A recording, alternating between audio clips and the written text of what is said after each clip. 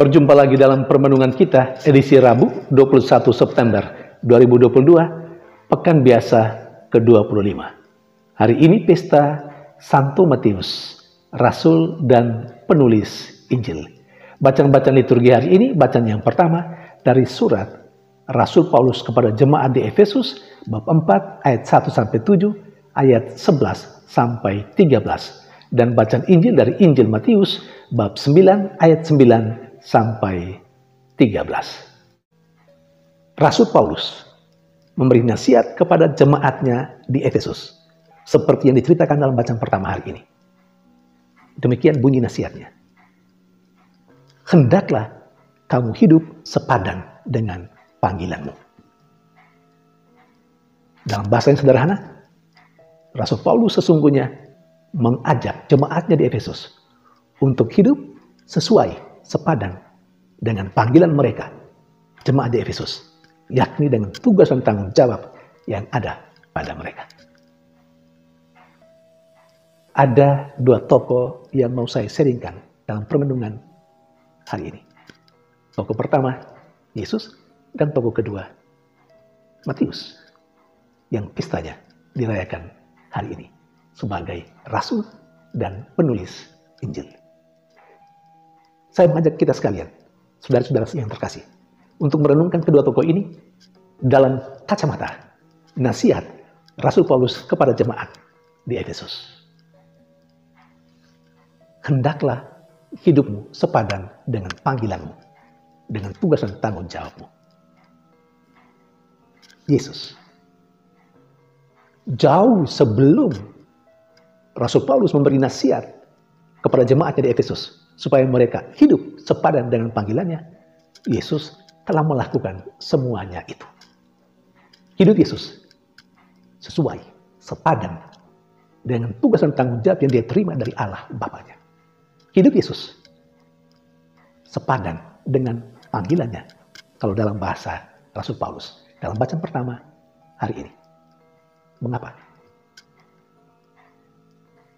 Kehadiran Yesus menjadi tanda kehadiran yang sempurna dari Allah sebagai Bapa. Allah sebagai Bapa yang mempunyai keinginan untuk menyelamatkan umat manusia, untuk menyelamatkan orang-orang yang berdosa. Kehadiran Yesus menjadi tanda kehadiran Allah Bapanya untuk berada dekat dengan seluruh umat manusia, terutama mereka yang berdosa, yang membutuhkan pertolongan. Kehadiran Yesus menjadi tanda kehadiran Allah Bapa yang datang untuk menyelamatkan orang-orang berdosa, untuk mengajak mereka bertobat. Cerita Injil hari ini, di mana Yesus berada bersama dengan para pendosa, termasuk para pemungut cukai, karena diundang oleh Matius untuk melaksanakan perjamuan di rumahnya. Yesus hadir di tengah mereka di sana. Kehadirannya menunjukkan tanda kehadiran Allah Bapa di tengah seluruh manusia, termasuk orang berdosa. Kehadiran Yesus menurut cerita Injil hari ini dalam makan bersama dengan orang-orang berdosa, para pemungut cukai, menjadi tanda kehadiran Allah yang tidak membeda-bedakan manusia berdasarkan sikap moralnya, berdasarkan hidupnya, suci ataupun orang berdosa. Kehadiran Yesus menjadi tanda, sekali lagi, Allah yang hadir ada untuk keselamatan seluruh manusia. Dan lebih lagi, kehadiran Yesus dalam perjamuan di rumah Matius, karena diundang oleh Matius, hadir bersama dengan orang-orang berdosa, menjadi tanda kehendak Allah bahwa Yesus bersahabat dengan orang berdosa, sekalipun tidak setuju dengan dosa-dosa mereka, tetapi dia ada di sana untuk menyelamatkan mereka, membuat mereka bertobat, bahkan memanggil mereka untuk ambil bagian dalam tugas dan pekerjaannya, seperti Matius yang pestanya dirayakan hari ini, bahkan menjadi penulis Injil. Saudari dan saudara yang terkasih, Yesus telah mengakhiri hidupnya sepadan dengan panggilannya. Kedua, Matius seorang rasul dan penulis Injil. Juga dalam kacamata nasihat Rasul Paulus kepada jemaatnya di Efesus. Ajakan Paulus supaya jemaatnya di Efesus untuk hidup sepadan sesuai dengan panggilannya. Apakah Matius telah melakukannya? Telah menghayatinya?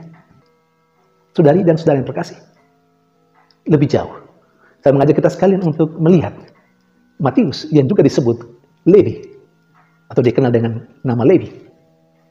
Kita mesti melihatnya. Sebelum Matius berjumpa dengan Yesus, dan sesudah Matius berjumpa dengan Yesus dan dipanggil oleh Yesus untuk mengikuti Yesus.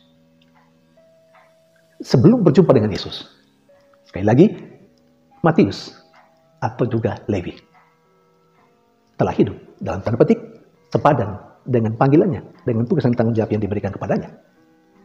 Dia telah hidup menjalankan tugasnya sesuai dengan tugas dan tanggung jawab, yakni sebagai pemungut cukai. Dia melaksanakannya dengan sungguh-sungguh.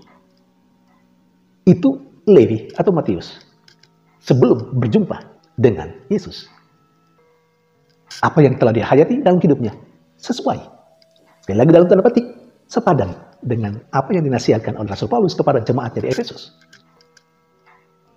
Ada transformasi yang luar biasa sesudah Matius berjumpa dengan Yesus dan dipanggil oleh Yesus dan mengikuti Yesus. Dia meninggal profesi lamanya sebagai pemungut cukai. Dia meninggalkan itu dan menjalani hidup baru, hidup yang sepadan dengan panggilannya, mengikuti Yesus dan menjadi Rasul Yesus, bahkan menjadi penulis Injil. Saudari dan saudara terkasih, Matius yang sebelum dikenal sebagai pemungut cukai, pada akhirnya menjadi Rasul dan penulis Injil. Hidupnya sesuai dengan atau sepadan dengan panggilannya, dengan tugas dan tanggung jawab yang diberikan kepadanya. Saudari dan saudara terkasih, bagaimana dengan kita? Terinspirasi dari permenungan yang saya sampaikan di atas. Dalam kacamata nasihat Rasul Paulus, hidup yang sepadan dengan panggilan dan tugas dan tanggung jawab. Mari kita lihat bagaimana hidup kita sebelum berjumpa dengan Yesus, sebelum menjadi orang yang percaya pada Yesus. Apakah hidup kita sepadan sesuai dengan panggilan kita sebelum menjadi pengikut Yesus, sebelum mengenal Yesus, sebelum menjadi orang yang percaya pada Yesus? Dan bagaimana hidup kita sesudah menjadi pengikut Yesus, sesudah berkenalan dengan Yesus, sesudah berjumpa dengan Yesus, sesudah menjadi murid Yesus, bahkan sesudah menjadi Rasul Yesus? Apakah hidup kita juga sesuai dengan tugas dan tanggung jawab yang diberikan kepada kita, atau sepadan dengan tugas dan tanggung jawab, sepadan dengan panggilan kita sebagai pengikut Yesus? Saudari dan saudara yang terkasih, kalau kita harus akui dengan jujur, seringkali kita mengkhianati hidup panggilan kita. Jangan pernah putus asa menjadi orang yang lebih baik di hari esok. Harus menjadi cita-cita kita. Sekalipun mungkin hari ini kita jatuh dalam dosa, sekalipun mungkin hari ini kita gagal menjalankan atau menjalani hidup sesuai dengan atau sepadan dengan panggilan kita, mari kita terus bertobat, membaharui diri, berjuang untuk menghayati nasihat Rasul Paulus kepada jemaat di Efesus. Hendaklah hidupmu sepadan dengan panggilanmu. Saudari dan saudara terkasih, tidak mudah, tidak gampang, tetapi bukan tidak mungkin. Asalkan saya dan Anda mau memulainya, mulai hari ini, di tempat ini, kita pasti akan mampu melaksanakannya seperti Matius, Rasul dan penulis Injil, yang pestanya kita rayakan hari ini. Lebih lagi, seperti yang telah diteladankan oleh Yesus Kristus sendiri.